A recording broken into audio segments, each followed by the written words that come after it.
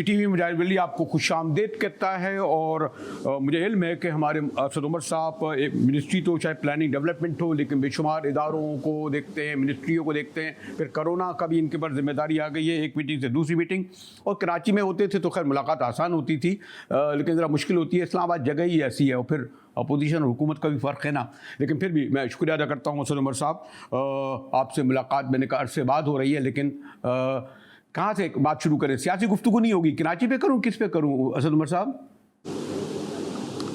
जो भी आप बात करना चाहते हैं, मैं सिर्फ इतना कहूंगा कि आपने जो शिकवा किया है, अगर किसी को हक बनता है ये शिकवा करने को, तो आपको वाकई बनता है। चले आपने वो कबूल।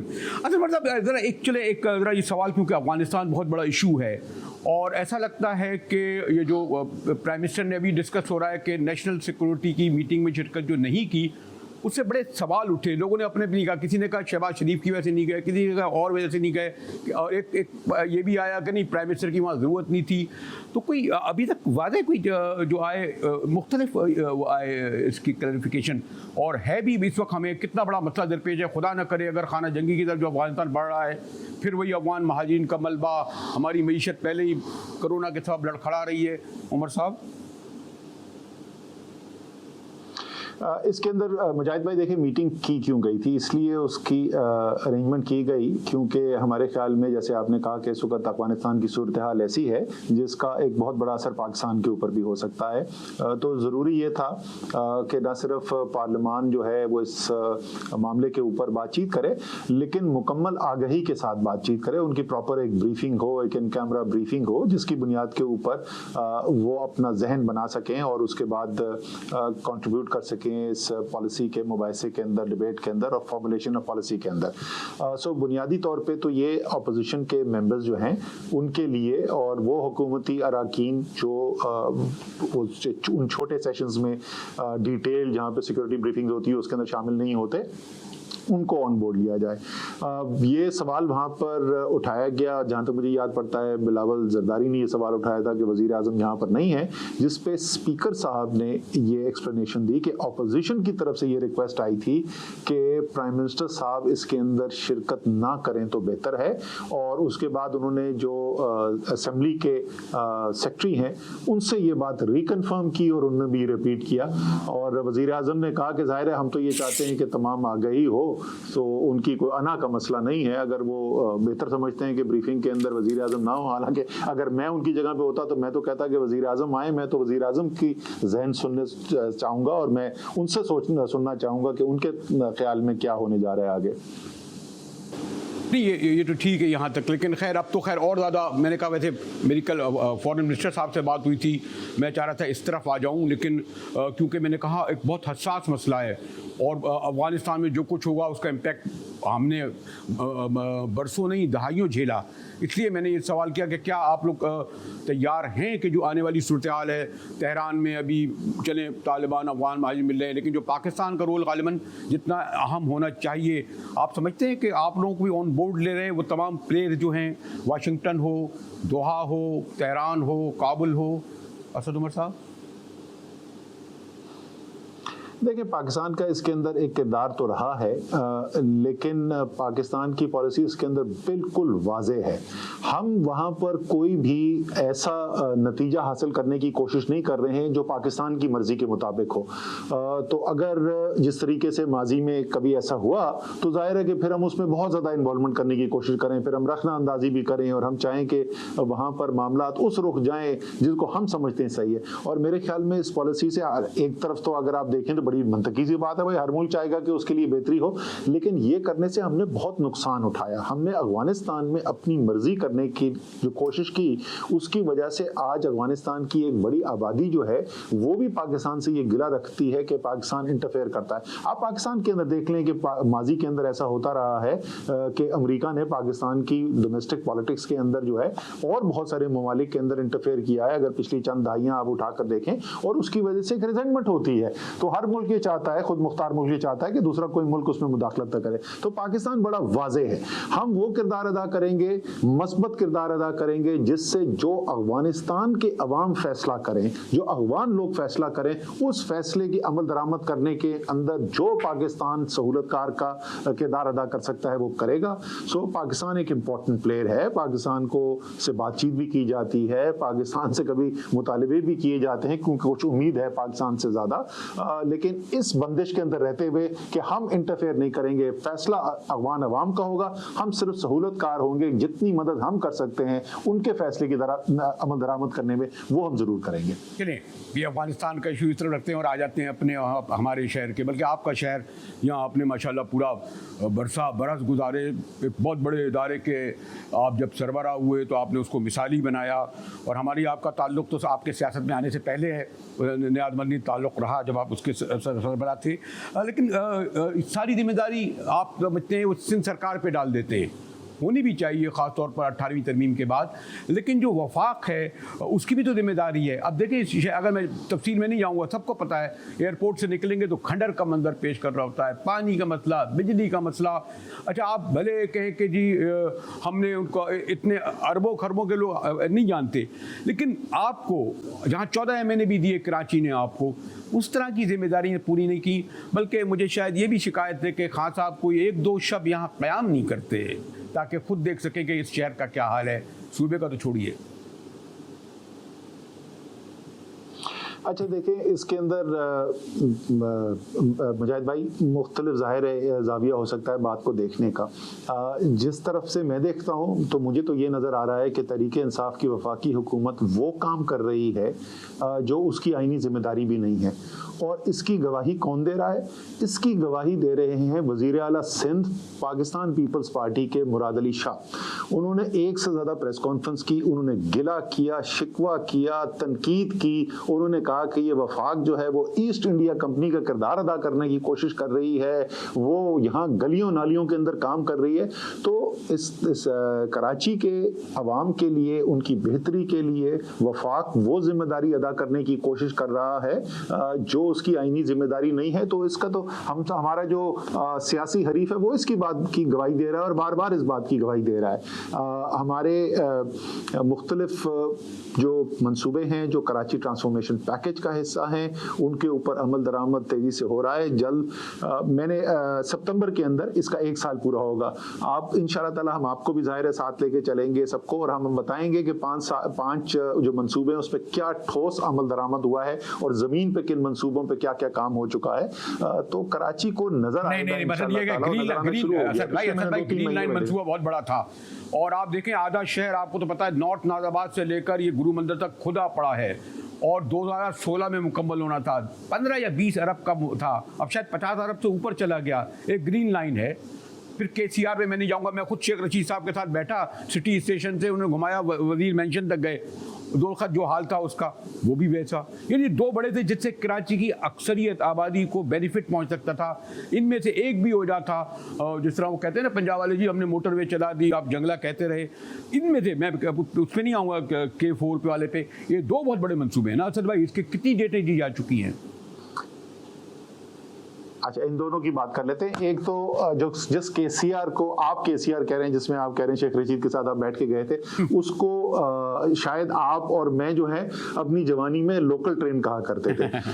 जिस KCR की हम बात कर रहे हैं, जो कराची ट्रांसफॉर्मेशन पैकेज का हिस्सा है, अब ये पता नहीं कि वो उस वक्त आप लोकल में जो बैठते थे तो टिकट लेते थे कि नहीं लेते थे, वरना स्टूडेंट्स अक्सर जो है बगैर टिकट की सफर करते थे। तो वो पकड़े भी जाते थे। अच्छा, हम जो है KCR की बात करें, वो एक जदीद इंटरसिटी रेल ट्रांजिट का मंसूबा है। ये वो मंसूबा है जिसपे मुस्तफ़ा कमाल ने अपने मेयर होने के वक्त बहुत इसके ऊपर कोशिश की, नहीं कर सके। जनरल मुशर्रफ के होते हुए वो मंसूबा नहीं हो सका। उसके बाद जरदारी साहब की हुकूमत आई, जो अपने आप को और मेरे ख्याल में सही कहते थे कि कराची वाला कहते थे, सेंट पैट्रिक्स के पढ़े हुए थे, कराची में ज़्यादातर ज़िंदगी गुजरी थी, उनकी हुकूमत नहीं कर सकी। मुस्लिम लीग नून की हुकूमत, खैर उनका कराची में इंटरेस्ट ही कोई नहीं था, सो उन्होंने वो कुछ नहीं कर सके। हम उस मंसूबे की बात करें और इंशाअल्लाह ताला वो मंसूबा है, वो उसकी जो कंसल्टेंसी है उसकी रिपोर्ट हमारे पास इस महीने आ जाएगी, उसके ट्रांजैक्शन स्ट्रक्चर स्टार्ट हो जाएगा। अगले चंद माह के अंदर आप देखेंगे बिडिंग हो रही होगी और सैकड़ों अरबों रुपए का वो मंसूबा जो है उसके ऊपर काम शुरू होगा। जहां तक ग्रीन लाइन की बात है, ग्रीन लाइन की बसें जो है वो चाइना से जो इस माह के आखिरी हफ्ते में या अगस्त के पहले हफ्ते में कराची पोर्ट पर पहुंच जाएंगी। उनका टेस्ट रन जो है वो अगस्त के महीने में शुरू हो जाएगा। सितंबर में आपको बसें चलती हुई नजर आएंगी और या सितंबर के आखिर में या अक्टूबर के पहले हफ्ते के अंदर आपको कमर्शियल ऑपरेशन उसका होता हुआ नजर आएगा।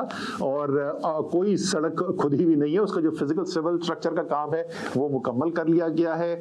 उसके जो ऑपरेटर है उसका कॉन्ट्रैक्ट दे दिया गया है, ऑपरेटर ऑन बोर्ड है, वो ड्राइवर्स रिक्रूट कर रहे हैं, उनकी ट्रेनिंग शुरू हो रही है, उनका सॉफ्टवेयर जिससे वो चलना है उसका काम जो है वो तेजी से आगे बढ़ रहा है। बसों का मैंने ऑलरेडी बता दिया।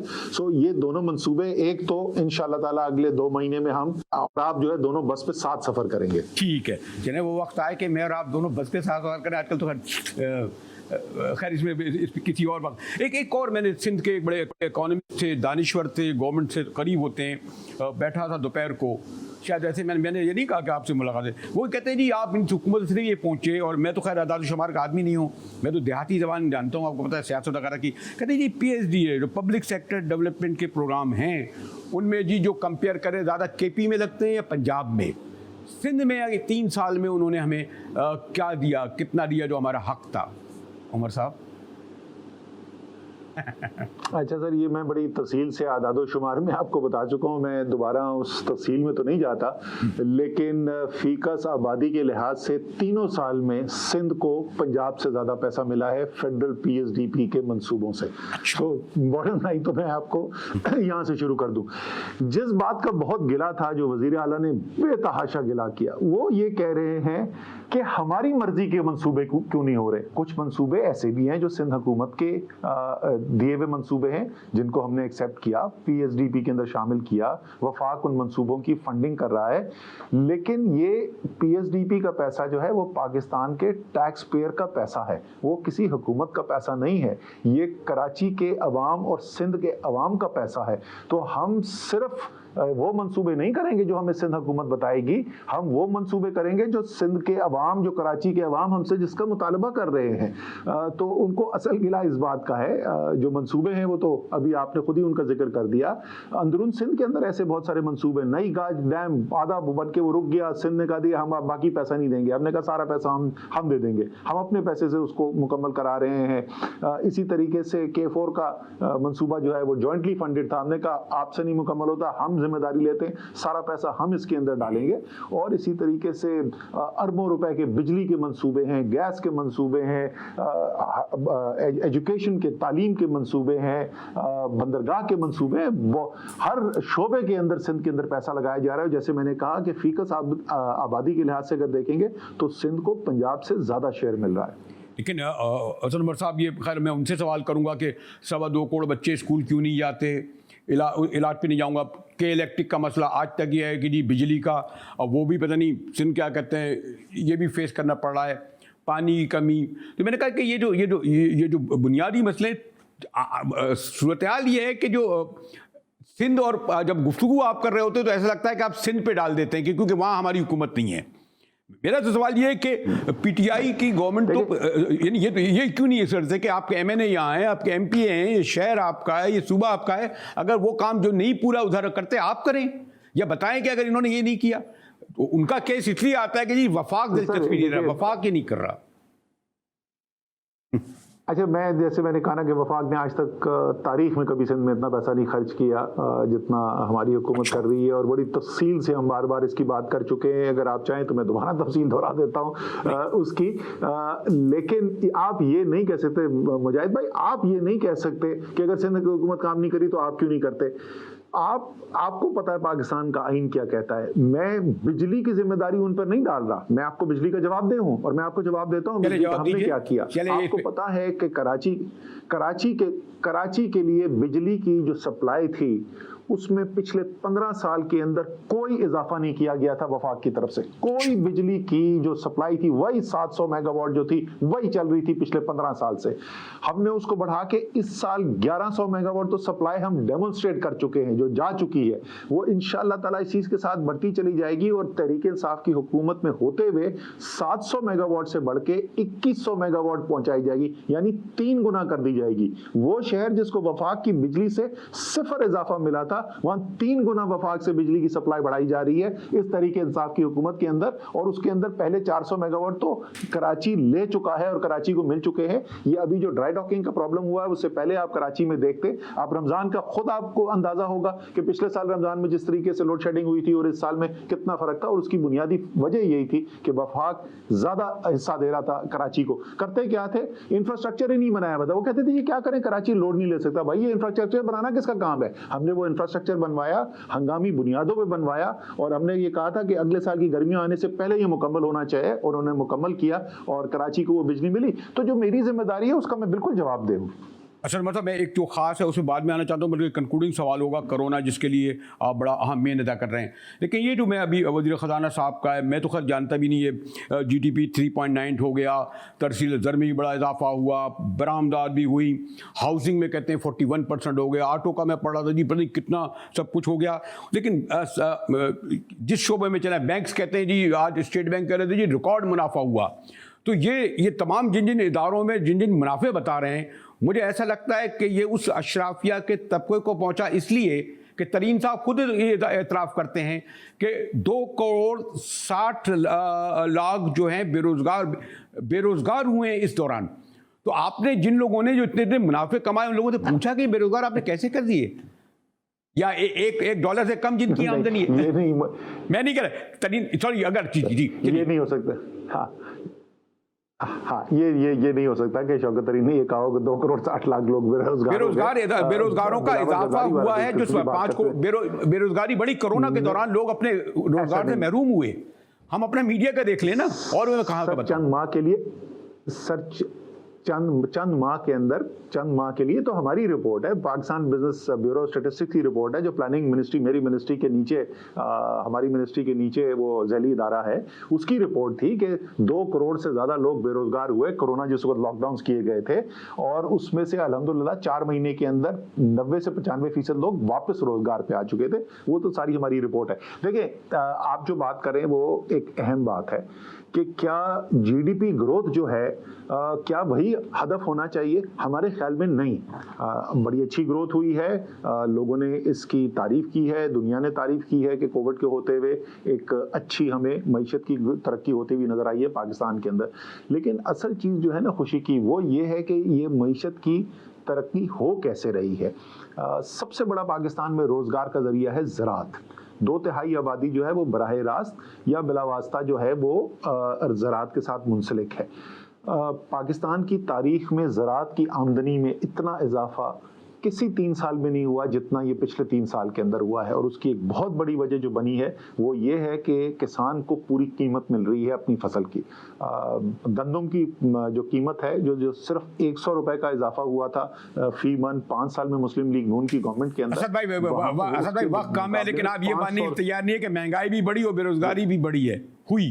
और मैं आपको वैसे मिजाज नहीं डालता। नहीं सर, मैं आपको सर मैं ज़बरदस्ती कैसे मान लूँ? महंगाई बढ़ी है, बिल्कुल बढ़ी है, तो इसमें तो कोई शक नहीं है महंगाई बढ़ी है। उस पर हम बड़ी तफसील में बात कर सकते हैं कि क्यों बढ़ी है, क्या सिर्फ पाकिस्तान में बढ़ी है या जो कमोडिटीज़ हैं उसमें कीमतों में सारी दुनिया में इजाफा हुआ है। लेकिन जो अच्छी बात है वो तो मैं कहूँगा ना मुजाहिद भाई, मैं सिर्फ ये तो नहीं कह सकता कि आप सिर्फ खराब बात करें। मैं आमदनी की बात कर रहा था क्योंकि किसान है। दूसरा, शहरी जो रोजगार है, सबसे ज़्यादा रोजगार जो है, सबसे बड़ा सेक्टर जो रोजगार देता है वो कंस्ट्रक्शन है। आपने खुद ही बता दिया कि कंस्ट्रक्शन किस तेजी से तरक्की कर रही है, वज़ीर आज़म खुद दिलचस्पी लेते हैं उसके अंदर। टेक्सटाइल पाकिस्तान की सबसे बड़ी सनत है। आपको पता है टेक्सटाइल के अंदर किस तरीके का बूम आया।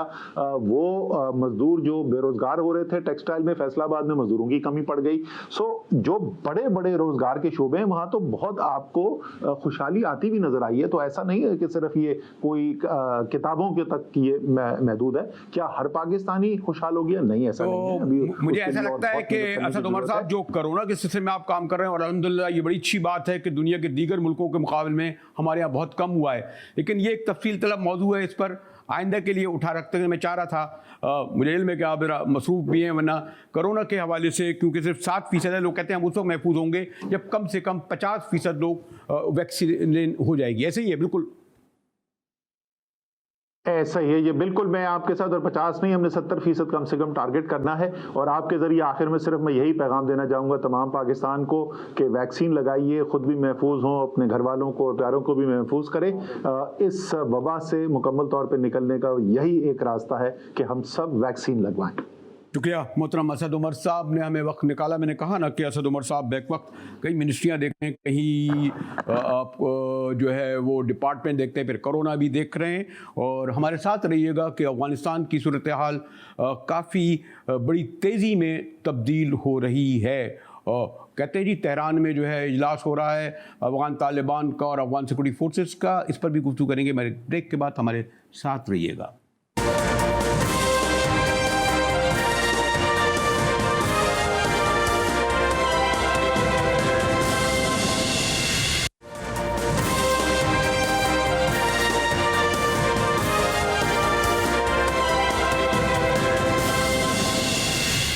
GTV मुजाहिद वल्लवी आपको खुशामदीद करता है। और अब से थोड़ी देर पहले वफाकी वज़ीर हमारे प्लानिंग असद उमर साहब से गुफ्तगू हो रही थी, लेकिन अफ़गान इशू ऐसा है कि जिस पर यकीन उनसे मुझे सवाल तो करना ही था। और मैंने जब उनसे ये पूछा कि ये तेहरान में मुज़ाकरात हो रहे हैं अफ़गान तालिबान के और उनकी गनी गवर्नमेंट के दरमियान, इसमें आपका कोई रोल नज़र नहीं आ रहा, बल्कि ये सुनने में आ रहा है कि भारत के फ़ॉरेन मिनिस्टर भी वहाँ पहुँचने वाले हैं। डॉक्टर हममा बाकाई इंटरनेशनल इशूज़ ही नहीं, नेशनल इशूज़ पे भी गहरी नज़र रखती हैं। थैंक यू डॉक्टर साहब। ये जो एक पेशरफ्त हुई है और वह है तेहरान की, और इसमें जैसे मैंने कहा कि मैंने पूछा कि तो उनका ये कहना था जी हम माजी की तारीख नहीं दोहराना चाहते, हम उस तरह ख़ुद को इन्वॉल्व नहीं करना चाहते जिस तरह हमने पास में किया है। आप किस तरह देखती हैं इस बात को डॉक्टर साहिबा? देखिए, जहाँ तक 90 की दिहाई की बात है वहाँ तो हम अपनी रेड लाइन ड्रॉ कर चुके हैं, जहाँ हमने कहा है कि हम किसी अस्करी इनिशिएटिव का हिस्सा नहीं बनेंगे। लेकिन जो इस वक्त तेहरान का इनिशिएटिव है वो तो इंटायरली समझिए सियासी हल की तरफ एक अच्छा समझिए पेशरफ्त है। और बात ये हो रही है कि एक रिटन प्लान तालिबान भी देंगे, अफगान हुकूमत भी देगी और उसके बाद सूरत हाल आगे बढ़ेगी। बहुत सारे ऐसे इनिशिएटिव्स हुए जिसमें इंडिया की हिस्सेदारी नहीं थी, लेकिन बात जो है वो कुछ आगे बढ़ी। और अभी जो ये तेहरान में मीटिंग्स हो रही हैं ये प्रिलिमिनरी मीटिंग्स हैं, और बहुत लोगों का ख्याल है कि अब शायद चीन जो है वो बहुत ज़्यादा अहम किरदार आपको अदा करता हुआ नज़र आएगा इंट्रा अफगान डायलॉग में। तो मैं नहीं समझती कि अगर चीन इस सिचुएशन में इन्वॉल्व हो रहा है और किसी हद तक अगर ईरान भी इन्वॉल्व है तो पाकिस्तान को कुल्ली तौर पर इससे बाहर रखा जा सकता है, क्योंकि तालिबान के साथ जो पाकिस्तान के ताल्लुकात हैं और अमूमी तौर पे अफगानिस्तान और पाकिस्तान की जो सिक्योरिटी मैट्रिक्स है वहाँ बहुत दफ़ा ये कोशिश की गई है कि पाकिस्तान को बाहर रखा जाए, और फिर जो ज़मीनी हक़ाइक़ हैं वो जो कोई भी ताकत वहाँ काम कर रही हो वो उसको इस बात की तरफ धकेलती है कि पाकिस्तान को इंगेज किया जाए। तो मेरा ख्याल है कि पाकिस्तान को ना तो इस पर रिएक्ट करना चाहिए बल्कि पाकिस्तान को बहुत मजबूत रवैया से डॉक्टर साहब ये बात अगर आप दोहा टॉक के वक्त से देखें, यानी ये जो वो वाले जो तालिबान थे मुल्ला उमर, या उसके बाद हमने सबको उनको पनाह दी और यहीं उनको हमारे पासपोर्ट मिले, जायदादें तक बना ली थी, वो जो मुल्ला अख्तर साहब थे उनकी यहाँ हुई, इस हद तक हमने दिया पनाह, हमने उनको शहरियत दी, पासपोर्ट दिए, सब कुछ दिया। ईरान ने तो देखे ना जो 8 लाख अफगान महाजिन गए उनको तो एक विलेज बना के अलग रखा, उन्हें अंदर भी आने नहीं दिया शहरों में, ना पासपोर्ट दिए वो करे। तो तेहरान के साथ तो उनके कंफर्टेबल रिलेशन रहे, हमने सब कुछ करने के बावजूद वो हमसे गनी हुकूमत भी खुश नहीं है, तालिबान भी खुश नहीं है। और इसीलिए जब ये फाइनल राउंड हो रहा है हम बाहर हैं। इवन भारतीय वज़ीर ख़ारजा के जैसे मैंने कहा कि उनकी खबर आ रही है कि वो तेहरान पहुंच रहे हैं। मुजाहिद मैं नहीं समझती हम बाहर हैं, मैं समझती हूँ कि एक और ना ये हतमी डायलॉग हो रहा है, ये एक इनिशिएटिव हुआ है और ये कोशिश की जा रही है कि इंट्रा अफगान डायलॉग शुरू हो जाए, उसकी तरफ ये एक पेशरफ्त है, एक कदम है। ये फाइनल डिसीजन मेकिंग यहाँ नहीं हो सकती जो इस वक्त ग्राउंड पे सूरत हाल है। उससे भी ज़्यादा अहम बात यह कि अगर इंट्रा अफगान डायलॉग किसी भी किस्म का होता है और उससे अफगानिस्तान में जो ग्राउंड पे वायलेंस है वो रुकती है, तो वो बात बिल्कुल पाकिस्तान के फायदे साइज में जाती है। तो मेरा ख्याल है कि हमें इस बात पे फंसना नहीं चाहिए कि ये डायलॉग ईरान में हो रहा है या पाकिस्तान में हो रहा है या पाकिस्तान उसका हिस्सा है या नहीं। अहम बात ये है कि इस वक्त इंट्रा अफगान डायलॉग में पेशरफ हो, ये सबसे अहम बात है। देखिए, पाकिस्तान के साथ कुछ ट्रस्ट डेफिसिट है अफगान हुकूमत का बिलखुसूस, तो इसको पाकिस्तान में हाउस करना एक टैक्टिकल या स्ट्रैटेजिक मूव भी हो सकता है। लेकिन मैं नहीं समझती कि पाकिस्तान इससे कुल्ली तौर पे बाहर है या पाकिस्तान को ऑन बोर्ड लिए बगैर कोई मेजर पेशरफ ग्राउंड पे हो सकती है। और मैं आपसे दोबारा गुजारिश करूं कि बिहाइंड द सीन्स इस वक्त चाइना का बहुत अहम किरदार है, जो कुछ अरसे में आप देखेंगे उभर के सामने आएगा। और अगर चाइना इस इनिशिएटिव का या इंट्रा अफगान पीस डायलॉग को आगे करने में उसका कोई किरदार है, तो पाकिस्तान को बाहर नहीं रखा जा सकता। अफगानिस्तान चाइना अफगानिस्तान कॉरिडोर की भी बात हो रही है। आपको पता है कि पाकिस्तान की आज सेंट्रल एशियन स्टेट से बात हुई है ट्रेड पोटेंशियल की। हमने 6 महीने एक्सटेंड किया है अभी अफगानिस्तान के साथ जो हमारा ट्रेड मुआहदा है उसको आज 6 महीने की एक्सटेंशन दी गई है। मैं डॉक्टर अगर आपसे ये नहीं अभी देखें इसके रिजल्ट आएंगे भी, लेकिन मैं अगर सॉरी टू से आपकी सब्जेक्ट है अबूर है, लेकिन ऐसा लगता है कि और अभी भी अगर अफगान महाजिरीन जब आए तो आप कितनी भी बाड़े लगाने आप बंदूक लेके बैठेंगे, वो आएंगे इधर ही, इसलिए ट्रेडिशनली भी आते रहे। अभी भी 40-50 हज़ार अफगान आते जाते हैं। वो बॉर्डर ही ऐसा है, सॉफ्ट बॉर्डर है, कभी उसको नहीं हो सकता। इसीलिए जो खाना जंगी के बाद जो इनखला होगा उसका बोझ आप ही को बर्दाश्त करना पड़ेगा, आप नहीं रोक सकेंगे। ह्यूमन ग्राउंड पे भी इंटरनेशनल प्रेशर भी पड़ेगा। आप बिल्कुल वजह फरमा रहे हैं। इसीलिए मैं समझती हूँ कि कोई भी पेशरफ जिससे अफगानिस्तान में ग्राउंड में वायलेंस कम हो और ये जो इंटरनल डिस्प्लेसमेंट वहाँ हो रही है वो महाजरीन के इनखला की सूरत में पाकिस्तान के ऊपर बोझ के तौर पे सामने ना आए, इसलिए जो तेहरान का इनिशिएटिव है उसको पाकिस्तान सपोर्ट करता है। और अब से आपको पता है कि वो जो 8 घंटे की बड़ी अहम मीटिंग हुई थी उसमें जो सबसे अहम बात सामने आई वो यही है कि अगर महाजरीन आते हैं तो उनको बॉर्डर एरियाज में कन्फाइन रखा जाए और इरानियन मॉडल जो है उसको फॉलो किया जाए। तो मैं आपसे गुजारिश करूं, पाकिस्तान ने बहुत सारे सबक सीखे हैं इस 40 साल कॉन्फ्लिक्ट में, जिसमें 20 साल से तो पाकिस्तान बहुत एक्टिवली इन्वॉल्व रहा है। और अभी भी हमें कैंप पॉलिटिक्स की तरफ नहीं जाना चाहिए, किसी भी मस्बत इनिशिएटिव के मुखालिफ नहीं होना चाहिए। कोशिश यही होनी चाहिए कि अफगानिस्तान में हसूल अमन में पेशरफ्त हो, क्योंकि अगर अफगानिस्तान के अंदर सूरत हाल बेहतर होगी तो ही पाकिस्तान पे जो आप रेफ्यूजीज की बात कर रहे हैं उसके हवाले से कोई समझिए बेहतरी आ सकती है। वरना ये तो गिवन है कि वहाँ अफगान रेफ्यूजीज का प्रेशर हम पे होगा। और आप बिल्कुल बजा कह रहे हैं कि उनके बॉर्डर एरियाज में उनको पाकिस्तान के लिए कन्फाइन करना भी बहुत मुश्किल होगा। लिहाजा मैं ये कह रही हूँ कि कोई भी इनिशिएटिव आए जहाँ इंट्रा अफगान पीस प्रोसेस के हवाले से बात हो रही है, चाहे वो तेहरान स्पॉन्सर्ड हो, इंडिया का उसका में कोई पॉलिटिकल ट्रांसपेरेंट किरदार हो, चाइना उसको आगे बढ़ा रहा हो, पाकिस्तान उसके साथ है। इसी तरह पाकिस्तान ने अपनी फॉरेन पॉलिसी आर्टिकुलेट की है। शुक्रिया डॉक्टर हमा बकाई। जैसे मैंने कहा कि इस वक्त जो कुछ हो रहा है अफगानिस्तान में हमारे लिए इस्लाम है कि हम माजी में कोई 4 दहाइयाँ तक इसको फेस करते रहे हैं। एक और इशू है और बलूचिस्तान का भी, बल्कि इसको मैं तो ईरान के हवाले से भी बल्कि इसको रिलेट करूँगा कि इस वक्त जो हमारे बॉर्डर एरियाज पे जितने धमाके हो रहे हैं, हमले हो रहे हैं, नाराज़ बलोच जिसे हमारे प्राइम मिनिस्टर ने कहा गवादर में, उनके सबब हो रहे हैं या उनके सरपरस्तों के सबब हो रहे हैं। इस पर गुफ्तगू करेंगे एक ब्रेक के बाद। हमारे साथ रहिएगा।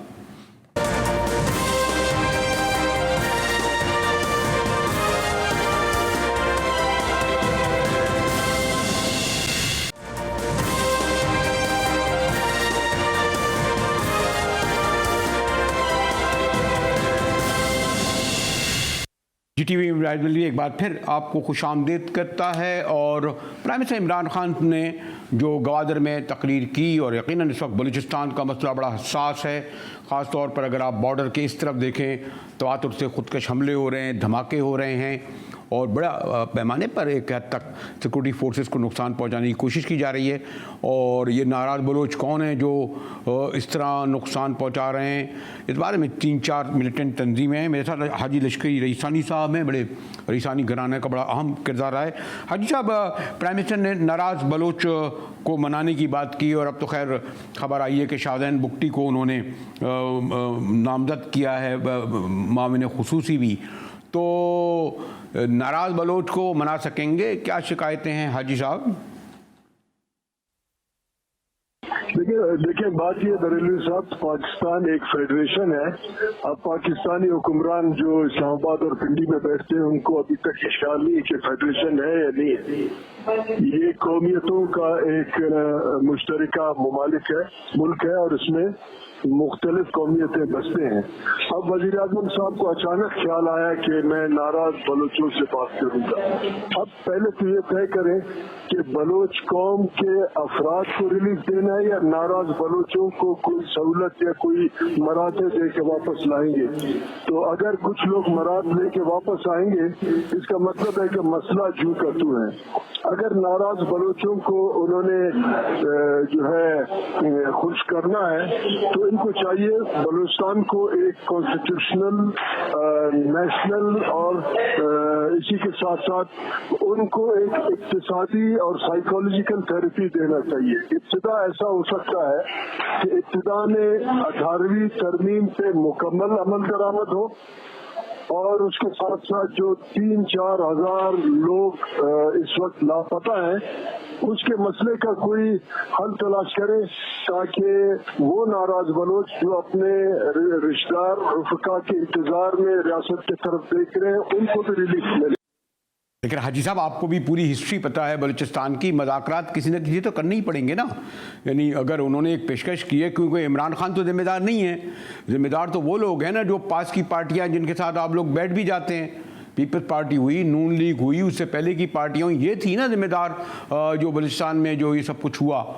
इसका जिम्मेदार इमरान खान तो नहीं है। नदायब 3 साल हुए हैं, वो तो कोशिश कर रहे हैं और पेशकश कर रहे हैं कि आइए हमसे बाहर से बैठिए। हाजी साहब,